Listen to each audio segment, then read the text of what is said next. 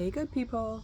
All right, so I am making this video because I got a request from one of my viewers to talk about MS.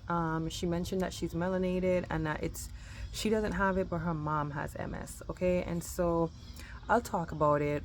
I'll give you what I know about MS, and hopefully you find something I said helpful. So I'm MS is a neurodegenerative disease, okay, and it's autoimmune, and the definition or the reason for it that it's given in literature is that it is an autoimmune disease that your immune system is dysfunctional, and it went haywire and decided to attack itself. Okay. Now, as far as I'm concerned, your body doesn't do that. Your body doesn't just go haywire and attack itself. It's triggered. There's something that triggers it. Okay, even if you're not looking for it, there's a trigger that's there.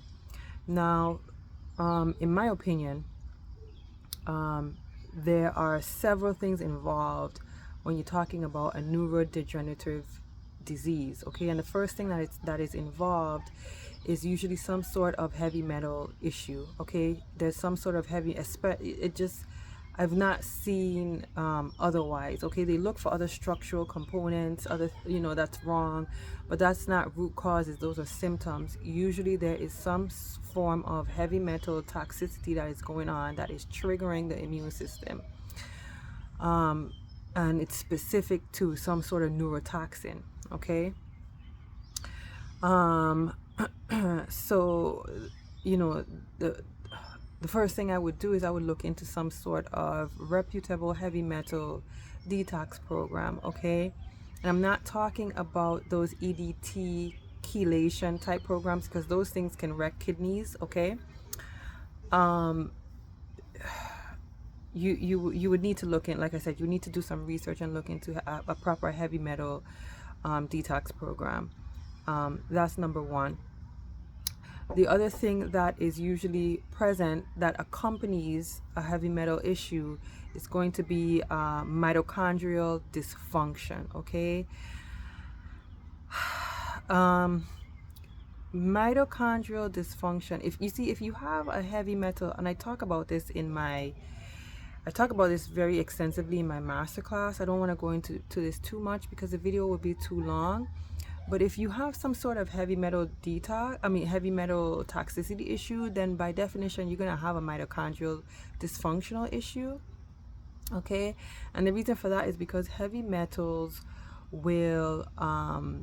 will prevent your cells from going into autophagy, which is a detox phase that your cell goes into in order to discard proteins that are not functional.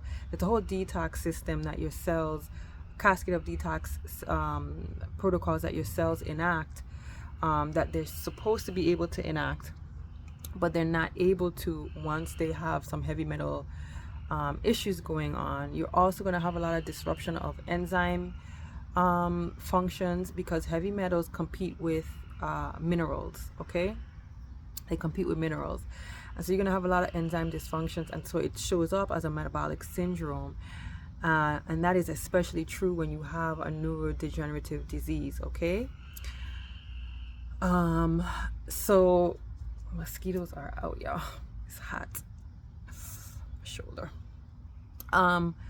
So those are two things that you've got going on when you're talking about a neurodegenerative disease. And I'm talking from experience, not because I have a neurodegenerative disease, but my youngest brother has a neurodegenerative disease. He's been diagnosed with neurobesets. Okay, it's a very rare neurodegenerative disease. It's very similar to MS, but the prognosis on it is not very good, especially if it's onset in young melanated males. They tend to have terrible prognosis, and they usually die within 5 years.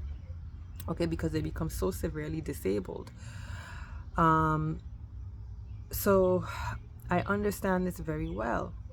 Okay, and so yeah, you've got to look at and you're not just so you know, you're not gonna be able to test for these things. Okay, you're not really gonna be able to test. There's no real good test for heavy metals.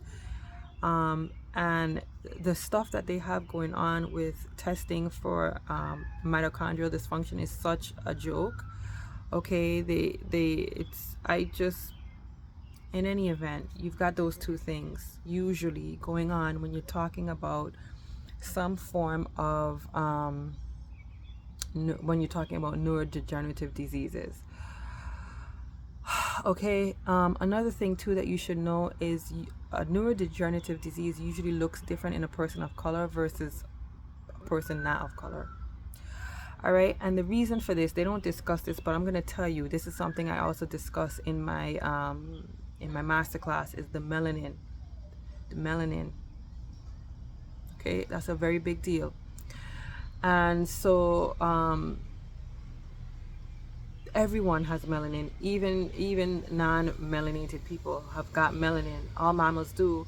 It's a master, it is a master chelator, melanin, but it has to be activated and it has to be replenished with light exposure. Okay, this is why I can't understand why there are people of color out here pushing for wearing sunblock. It's beyond me. I just don't understand this.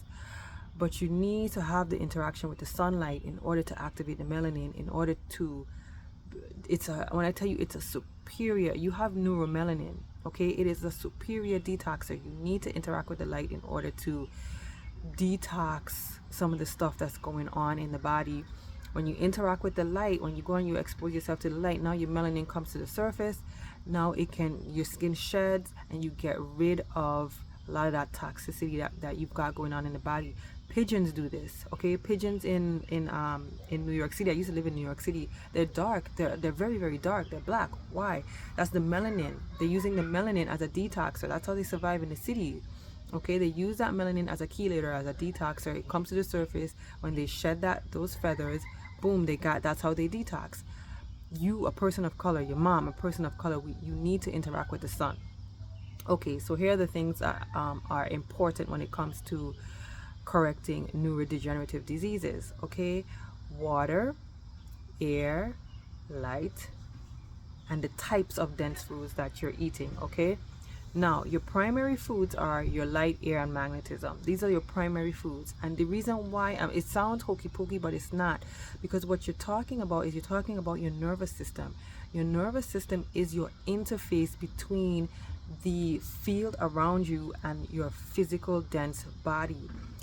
You have to get that grounded. If you can't get that detox and grounded, you're not going to see reversals of anything.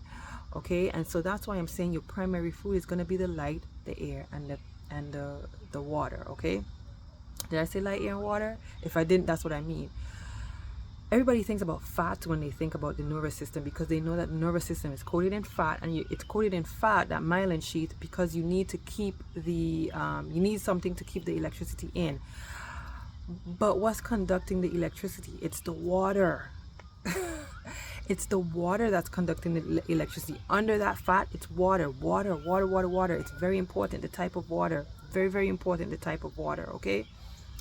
So you need that hydration. You need the water in order to conduct the electricity properly, okay? You need the right types of minerals. You need the right water, okay? And where are you going to get this? You're not going to get it from drinking water. Everybody is all caught up and bent out of shape about what type of water to drink. And the reason nobody gets it right is because we're not a water drinking species. So we're all going to be getting it wrong if we're thinking that we're going to get water from what we're drinking. I'm talking fast because my phone is dying.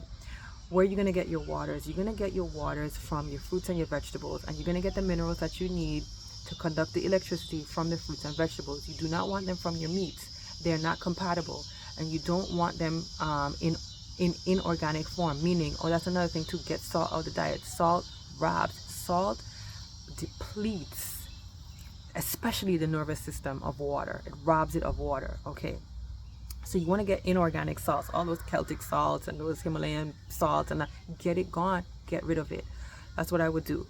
I would get my hydration from the fruits and vegetables because it has the right water with the right hydrogen isotope. in those fruits and vegetable waters, okay, that you need in order to assist. Remember, I said you have some kind of mitochondrial dysfunction. You need the right hydrogen in your water in order to assist in healing the mitochondrial dysfunction. The other thing that you need in order to assist in healing the mitochondrial dysfunction and to get electricity going in the nervous system is you need exposure to light. Okay, the light is going to assist your mitochondria in terms of turning around that dysfunction. Light exposure is critical. Red light is going to be very critical for this. Okay, the times that are really good for, just a general overview of light exposure that you want to get to in terms of sunbathing. You want to expose a whole lot of your skin, okay, especially if you're melanated. Expose as much skin as possible. Go out in that first hour morning sun. Get as much of it as you can. Stare into that sun too. First hour.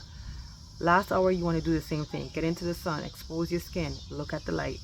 In the middle of the day, that midday sunlight, you want to get at least 15 to 20 minutes exposure because you really want to up your vitamin D. It's a hormone. You don't want to take that exogenously. You want to create that endogenously. You want to create it internal. You don't want to take it external, okay? Because it signals different when you take external vitamin D. Vitamin D is not a vitamin. It's a cholesterol-based, lipid-based hormone. And I'm not big on taking hormones because you disrupt the regulation that needs to happen. Just get into the sun. You need it anyways in order to correct your mitochondrial dysfunction. It is critical. You need it.